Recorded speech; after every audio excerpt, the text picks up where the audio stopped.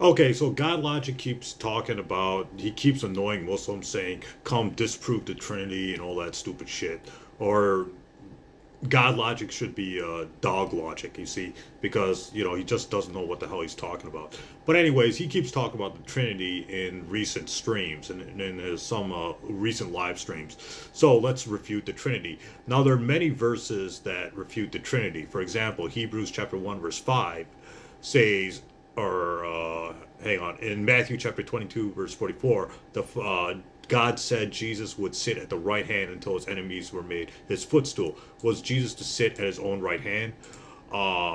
John chapter 14, verse 28, John chapter 14, verse 28, Jesus says the Father or God is greater than him. That means greater in purpose and essence. Does that mean Jesus is greater than himself? When Jesus says the Father is greater than him, that means the Father is greater than him in purpose and essence. Therefore, they can't be co-equal.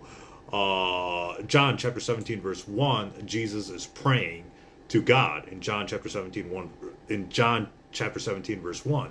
So is Jesus praying to himself?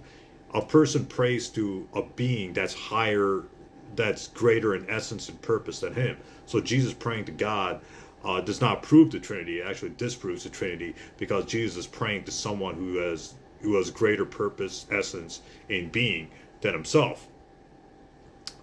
Matthew chapter 27, verse 46, Jesus cried out, my God, why are you forsaken me?" when Jesus is crucified in Matthew 27:46. So did Jesus forsake himself? Did God forsake himself? When Jesus says, my God, that means Jesus has a God over him. That means Jesus can't be co-equal with that God. John chapter 20, verse 17. John chapter 20, verse 17, Jesus said he would ascend to, his God and the disciples, his God and Mary Magdalene and the disciples' God. Does that mean that Jesus ascends to himself? So Jesus has the same God as Mary and the disciples in John chapter 20, verse 17.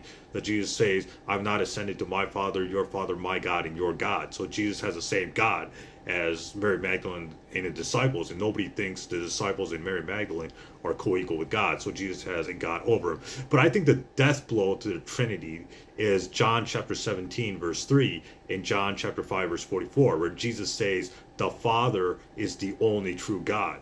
The Greek word uses monos. Monos means only. That means the Holy Spirit and Jesus cannot be the same essence and purpose as God, because if Jesus is saying the Father is the only true God, that means Jesus and the Holy Spirit can't be co-equal with that God. So it's John 17